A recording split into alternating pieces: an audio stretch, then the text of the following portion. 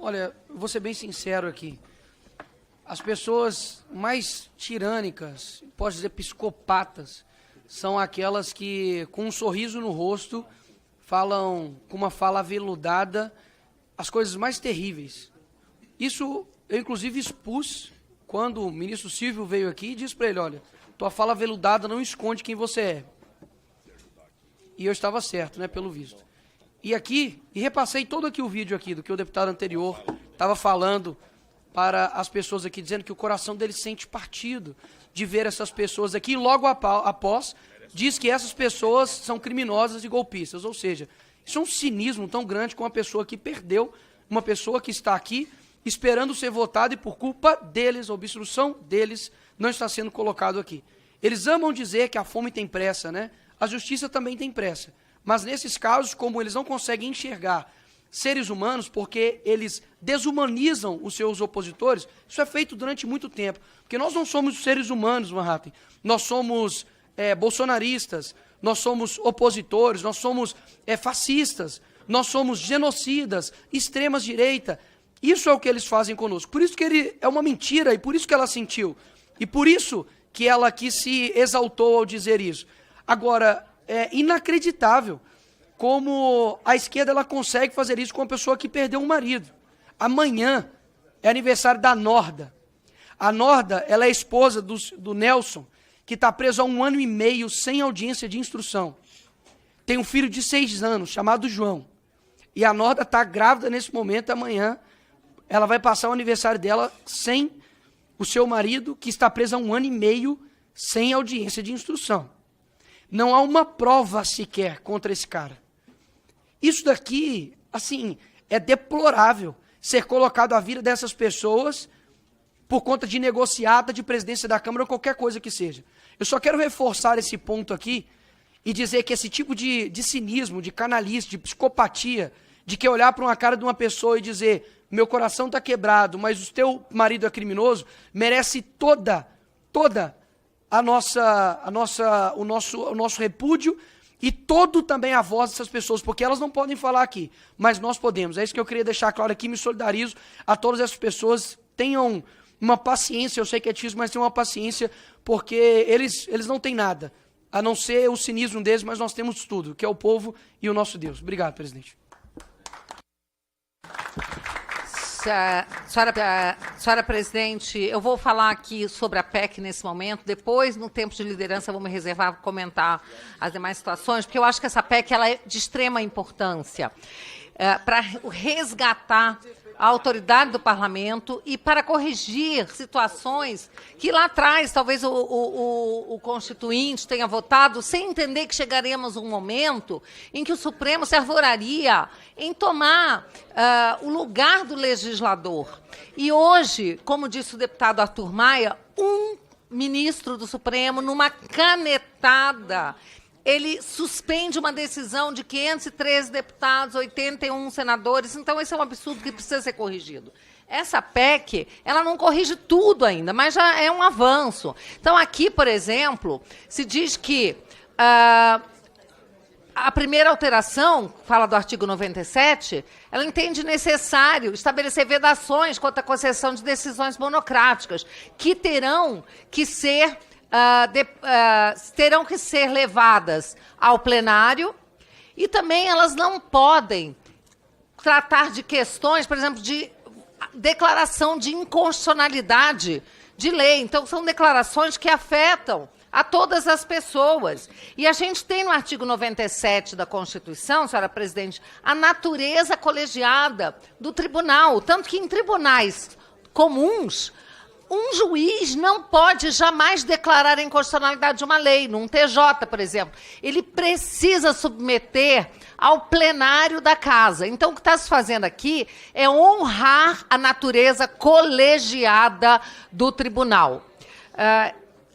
A gente também tem que entender que hoje, de fato, qualquer alteração que se queira fazer que diga respeito a corrigir, a melhorar a competência e atribuição dos ministros do Supremo é olhado como ameaça, como uma agressão aos ministros do Supremo. Veja, eu tenho um projeto de lei que eu não consigo fazer ser pautado, que simplesmente altera a lei do habeas corpus para prever que é cabível habeas corpus em face de decisão monocrática de ministro do Supremo ou do STJ, eu não consigo pautar, porque os deputados morrem de medo. Eles falam, não, a gente não pode mexer com o Supremo. Por que não? Eles são deuses.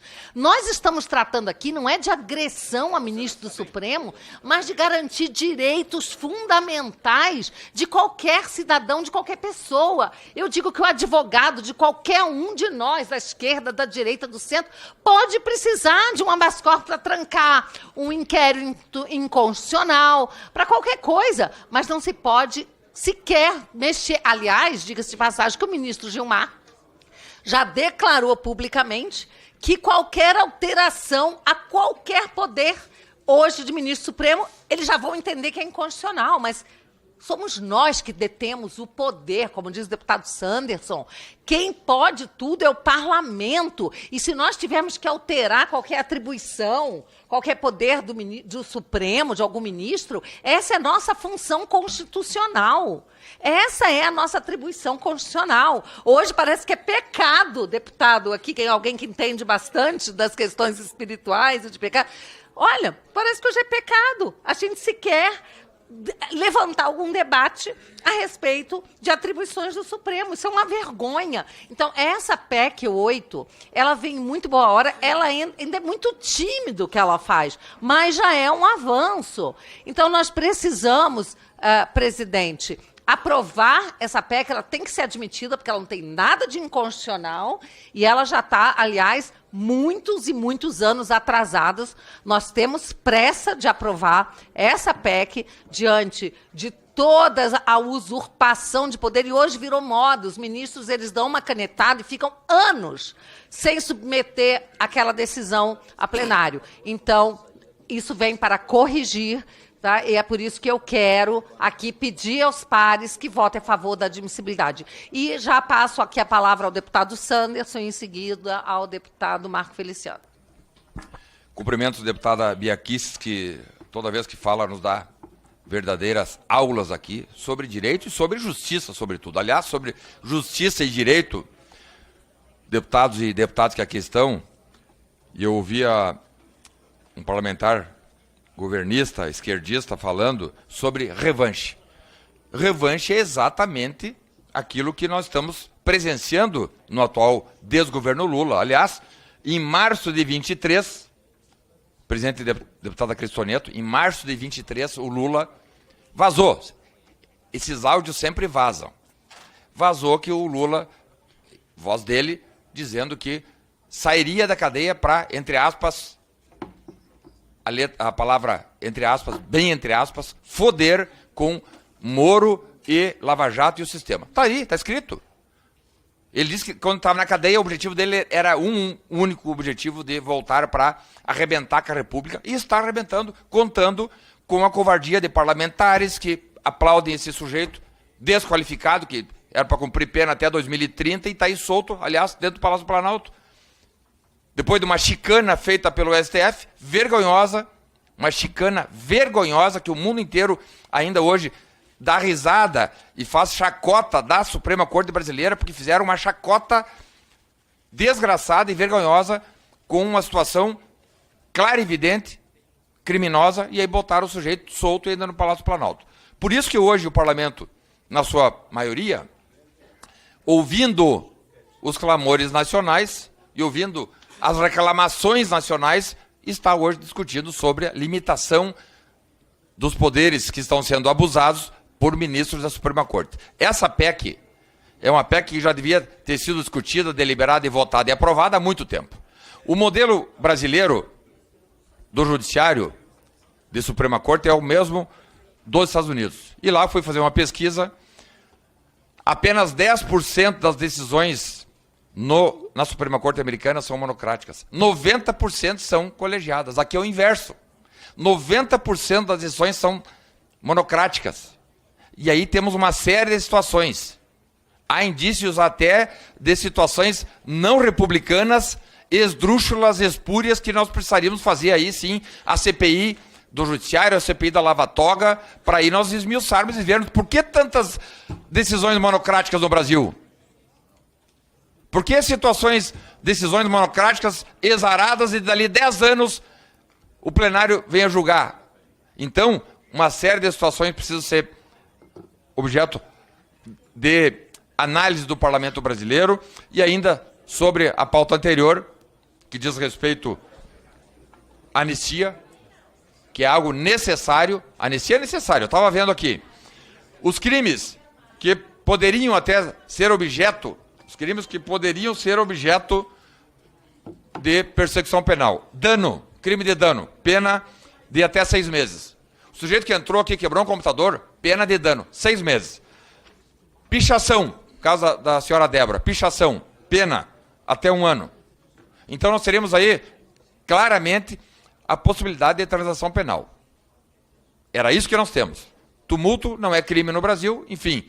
Por outro lado, os abusadores, Alexandre de Moraes e companhia, alguns representantes do Ministério Público, esses abusadores cometeram crimes muito mais graves, que estão previstos na Lei de Abuso de Autoridade, lei aprovada em 2019 por nós, cujas penas somadas num concurso material ultrapassariam a 20 anos. Então, aqueles que se dizem defensores da democracia, com a anuência da esquerda covarde e deletéria, cometem crimes muito maiores do que um dano, do que uma pichação, cuja pena somada não ultrapassa 1 ano e meio.